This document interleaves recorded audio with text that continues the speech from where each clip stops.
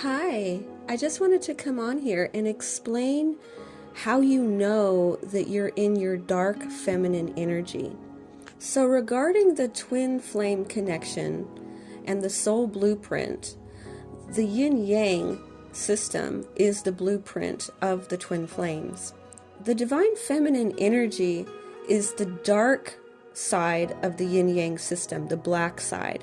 At the beginning of the twin flame journey, the feminine energy is not operating from divine feminine energy. They are operating more from an inverted energy or the lower nature of the feminine energy. And a big part of this journey is go through the process of embodying the divine feminine, which is a dark femininity. This process of transcending the lower nature of the feminine energy into the divine feminine energy is really done through the Kundalini alchemical process that takes place at some point on this journey. It can take place at any time on the journey, but that's the process that will take you there. And Shakti is the one who is going to take you on this journey, basically, because it's that energy, that Kali energy, that Shakti energy that's going to really transform you, because that's what this journey is really about.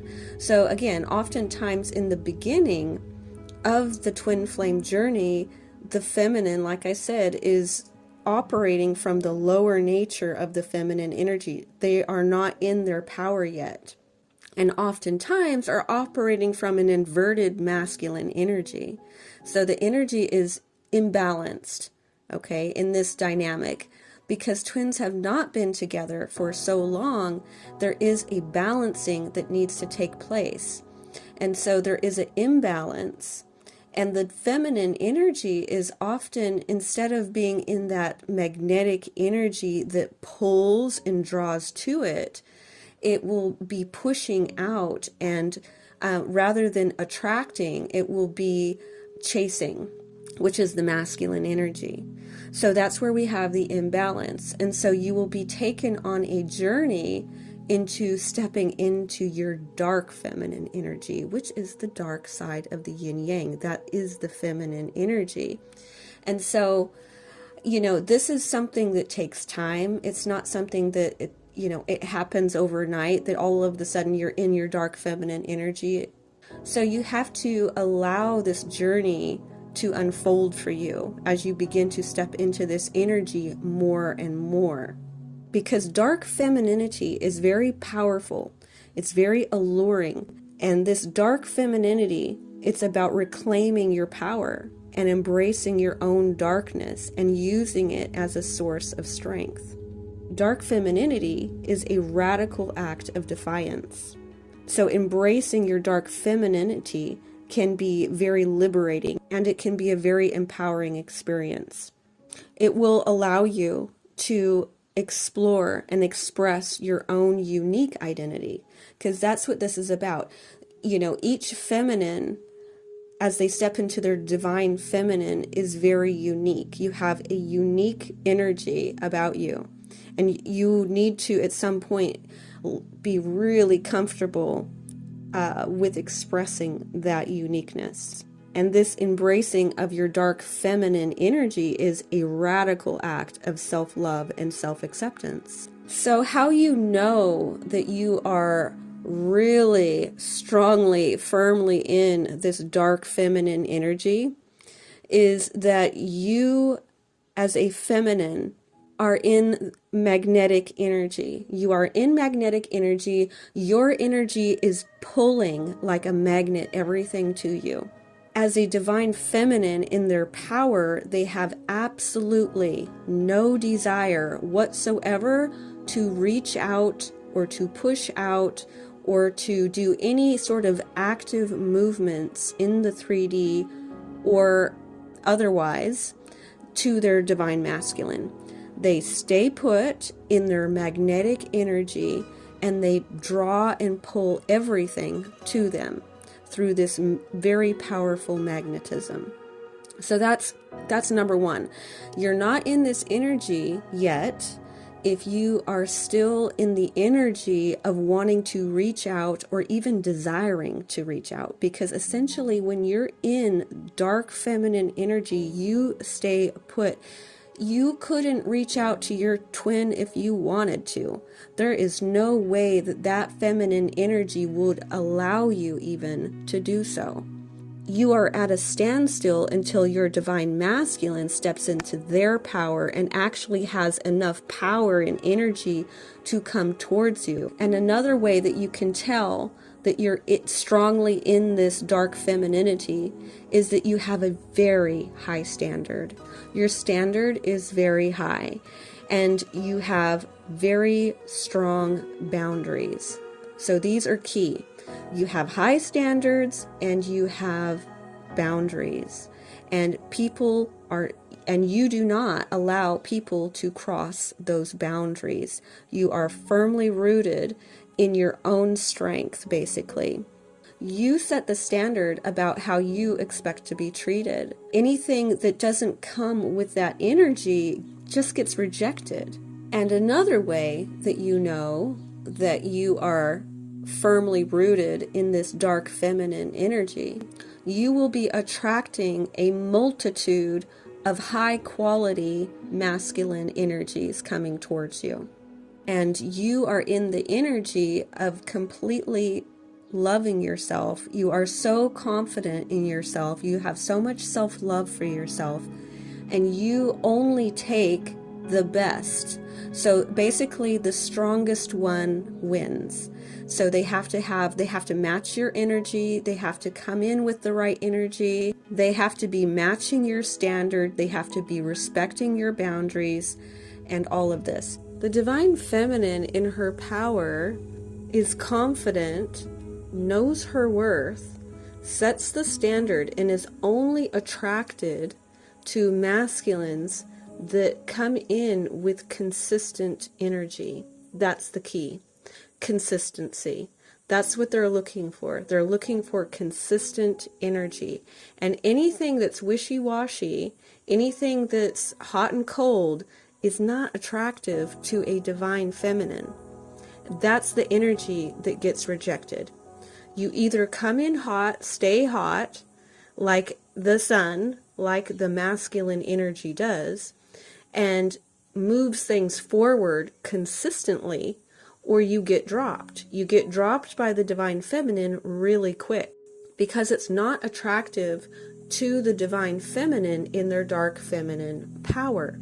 You understand that's what is essential for the feminine energy to feel safe. The only way they feel safe is with consistency and stability. And an energy that's hot, it stays hot, it's consistent, it moves things forward, and it makes things solid. It makes solid connections, solid relationship, moving things forward. If it's not doing that, it gets rejected. That is the standard. Once you're in your power, you have your confidence, you have your self-worth on point within this dark feminine energy. That is the only energy that will be accepted. And it takes a strong masculine energy to do that. If they are not stable and consistent and keep moving things forward and making them solid in the 3D, they are not strong enough to even handle the divine feminine in that power. Because what also happens when the divine feminine is in this power, they are very busy and very focused on their mission, on their own life, about their own abundance. They're all about self-growth and really helping other people too. And they are so busy and so proactive in their own life and filling their own cup, they're actually not looking for love. And so they're not desperate. It's not a desperate energy. The energy is, I've got everything I need.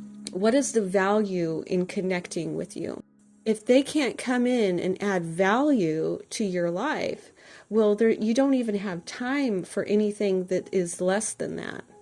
And so the divine feminine will not even entertain anybody that is not coming with that correct energy because they're just too busy. They're too busy, they're too focused, they're independent, they don't need anybody, they fill their own cup, they're busy, they have friends, they have plenty of other men coming towards them. It's not a problem. So essentially the strongest masculine is going to win because they're not desperate. It's not a desperate energy. And this goes for their twin too. They're not desperate to be with their twin. They're not. It's not a desperate energy. It's very detached. It's very, well, this doesn't meet my standards, so, you move on. You just move on in a very detached way until someone comes in with the correct energy, which is that energy of stability, consistency, moving things forward in a physical way, making things solid, making a solid connection, making a solid relationship. If that is not happening, it's just dropped. And they move on. They move on from it. They're not sad, upset. They just keep moving forward with their life because they already have a full life. Their life is full of wonderful things.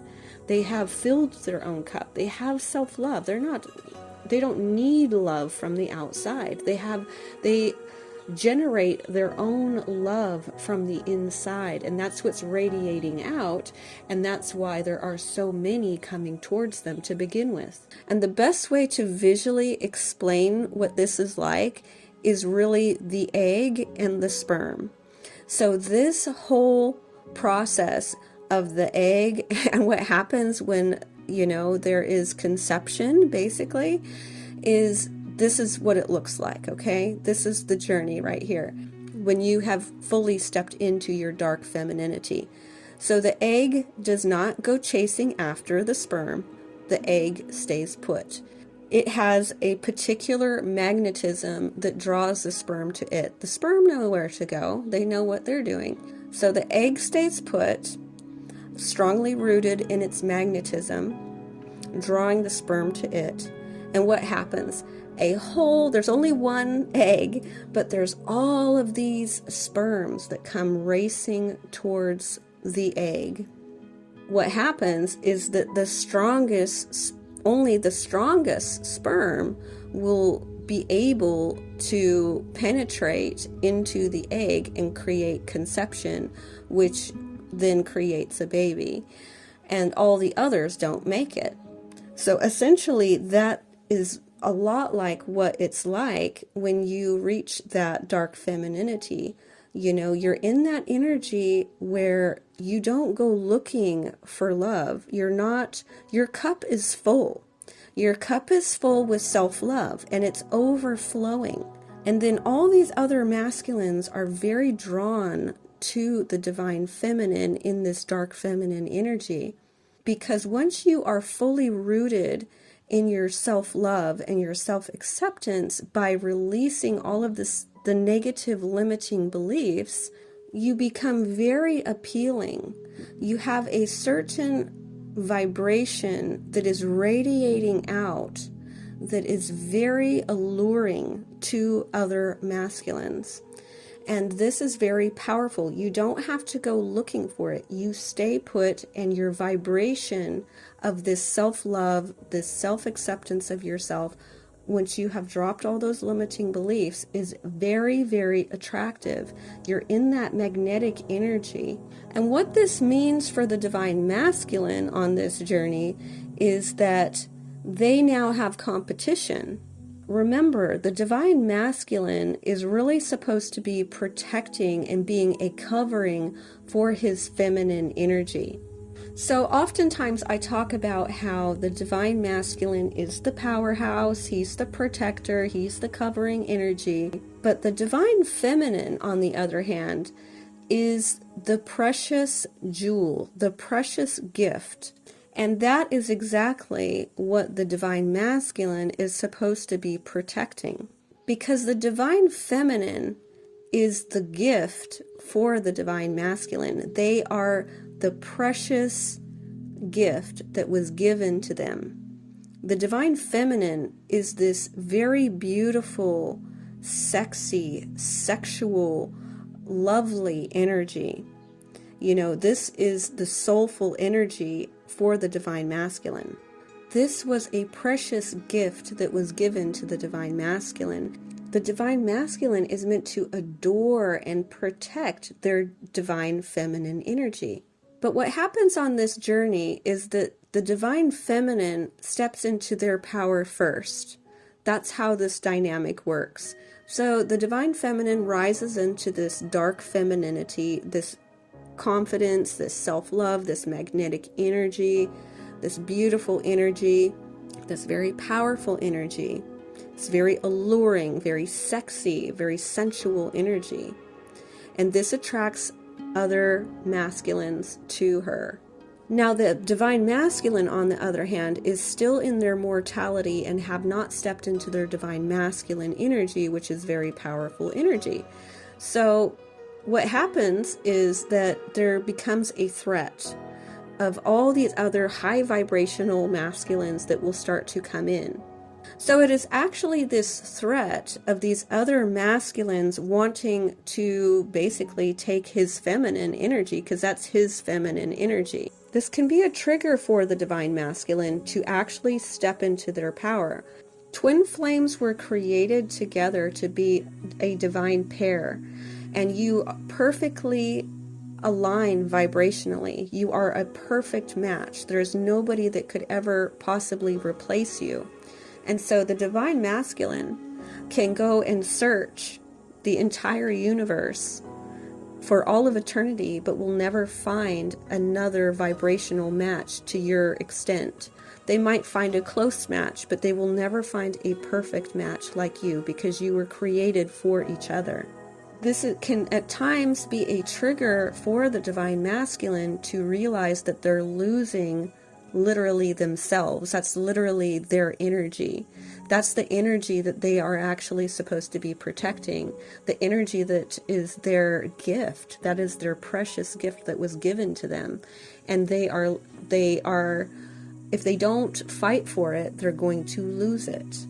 So this is, again, because the divine masculine is the stronger energy, and it is really their job and their duty to bring this thing into the physical. That's their job. If they don't do it and somebody else takes their place, which is what can happen, because essentially the divine feminine will not be left without a masculine, will not be left without a covering.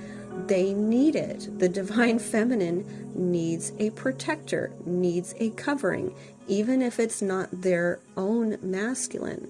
If the masculine doesn't rise to their level and match their energy, essentially being in their divinity, then another masculine will come in that is vibrationally capable of matching their energy, that is at a high vibration, that is a strong protector.